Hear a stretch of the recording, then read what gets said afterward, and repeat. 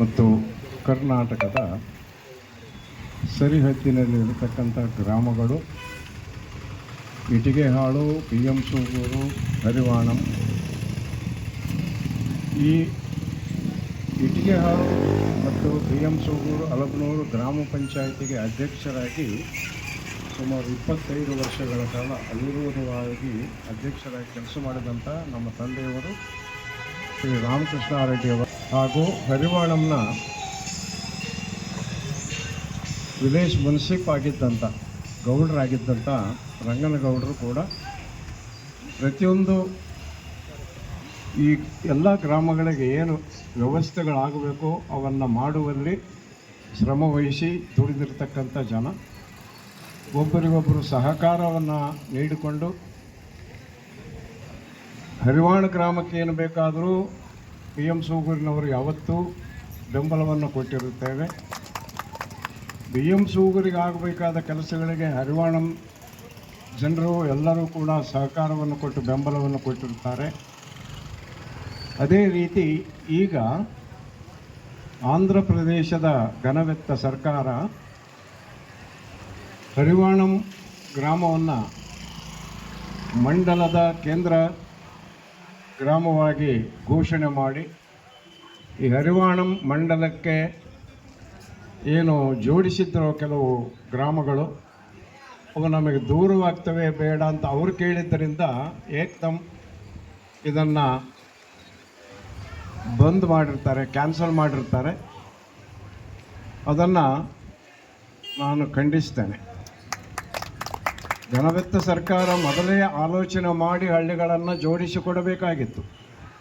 ಹರಿವಾಣಂ ಗ್ರಾಮಕ್ಕೆ ಗೆಜ್ಜೆಹಳ್ಳಿ, ಒಂದವಾಗಲಿ, ಎಂಗಳದ ಹಾಳು ಮುಂತಾದ ಗ್ರಾಮಗಳು ಸಮೀಪ ಇರುವವನ್ನು ಜೋಡಿಸಿಕೊಟ್ಟು ಮಂಡಲ ಅಂತ ಘೋಷಣೆ ಮಾಡಿದ್ದರೆ ಚೆನ್ನಾಗಿತ್ತು. ಮತ್ಯಾವುದೋ ಊರುಗಳನ್ನು ಹಾಕಿ ಆ ಗ್ರಾಮದವರಿಗೆ ಅನಾನುಕೂಲ ಆಗುತ್ತೆ ಅಂತ ಹೇಳಿಬಿಟ್ಟು ಅವರು ಒಂದು ಏನು ರೆಪ್ರೆಸೆಂಟೇಷನ್ ಕೊಟ್ಟಿರ್ತಾರೆ, ಅದಕ್ಕೆ ಅನುಗುಣವಾಗಿ ಏಕ್ದಮ್ ಕ್ಯಾನ್ಸಲ್ ಮಾಡಿದರೆ ಬಹಳ ದೊಡ್ಡ ತಪ್ಪು. ಇದು ಘನವೆತ್ತ ಸರ್ಕಾರದ ಮುಖ್ಯಮಂತ್ರಿಗಳಾದಂಥ ಅತ್ಯಂತ ಅನುಭವಶಾಲಿ ರಾಜಕಾರಣಿ ಆಗಿರ್ತಕ್ಕಂಥ ಶ್ರೀ ಚಂದ್ರಬಾಬು ನಾಯ್ಡು ಅವರಿಗೆ ಇದು ಚೆನ್ನಾಗಿ ಗೊತ್ತಿರಬೇಕಾಗಿತ್ತು. ಗೊತ್ತಿರ್ತದೆ ಕೂಡ. ಆದರೆ ರಾಜಕೀಯದ ಉದ್ದೇಶವಿಟ್ಟುಕೊಂಡು ಈ ಥರ ಏನಾದರೂ ಮಾಡಿದರೆ ಅದಕ್ಕಿಂತ ದುರ್ಘಟನೆ ಇನ್ನೊಂದಲ್ಲ. ಇದಕ್ಕಿಂತ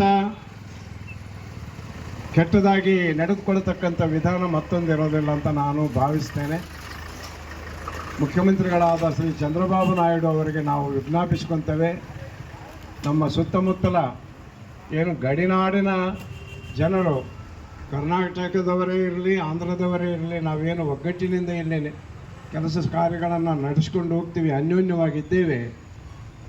ಇದಕ್ಕೆ ನಾವು ಬೆಂಬಲ ಕೊಟ್ಟು ಹರಿವಾಣಂ ಗ್ರಾಮದಲ್ಲಿ ಪುನಃ ನೀವು ಮಂಡಲ ಘೋಷಣೆ ಮಾಡಲೇಬೇಕು ಅಂತೇಳಿ ಒತ್ತಾಯಪೂರ್ವಕವಾಗಿ ಹೇಳ್ತಾ, ಇಲ್ಲಿ ಈಗ ಬಹಳ ದಿನಗಳಿಂದ ಉಪವಾಸ ಸತ್ಯಾಗ್ರಹವನ್ನು ಮಾಡ್ತಾ ಇರ್ತಕ್ಕಂಥ ಎಲ್ಲರಿಗೂ ಕೂಡ ಶುಭಾಶಯಗಳನ್ನು ನಾನು ಹೇಳ್ತಾ, ಈ ಒಂದು ಹೋರಾಟಕ್ಕೆ PM ಸೂಗೂರು ಗ್ರಾಮದ ಪರವಾಗಿ, ನಮ್ಮ ಗ್ರಾಮದ ಸಮಸ್ತ ಭಕ್ತರ ಜನಗಳ ಪರವಾಗಿ ನಾನು ಆಶ್ವಾಸನೆ ನೀಡುತ್ತೇನೆ.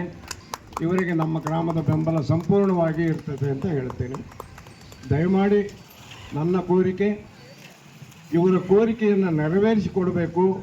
ಇದರಲ್ಲಿ ನೀವು ರಾಜಕೀಯ ಮಾಡಕೂಡದು ಎಂಬ ಒಂದು ಒತ್ತಾಯವನ್ನು ಹೇಳ್ತಾ, ಆಂಧ್ರ ಪ್ರದೇಶದ ಘನವೆತ್ತ ಸರ್ಕಾರಕ್ಕೆ ನಾನು ಮತ್ತೊಮ್ಮೆ ಒತ್ತಾಯಪೂರ್ವಕವಾಗಿ ಕೇಳ್ಕೊಳ್ತೇನೆ.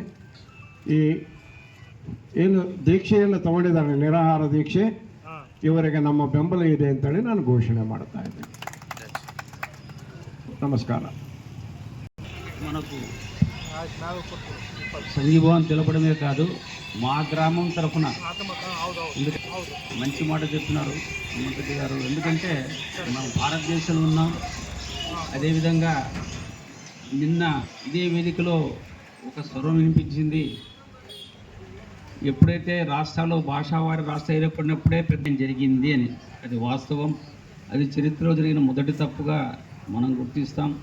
అప్పుడు ఎందుకు జరిగిందనైనా జరిగిపోయింది. ఆ జరిగిపోయిన నష్టాన్ని భరించి ఇన్నాళ్ళు ఆంధ్రప్రదేశ్లోనే కొనసాగుతూ వస్తున్నాం.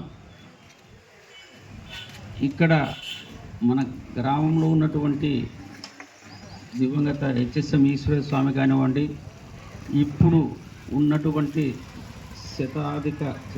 శతవర్షాలకు దగ్గర పోతుంటే జోషి నరసింహూర్తి చలనివ్వండి, పెద్దల కొట్టుకి పెద్ద హనుమాన్ తప్ప చాలామందికి తెలియదేమో. కానీ వీళ్ళు ముగ్గురు అప్పుడు పోరాడినారు హరివాణం కర్ణాటకలో ఉండాలని చెప్పేసి. ఇది కూడా చరిత్రనే.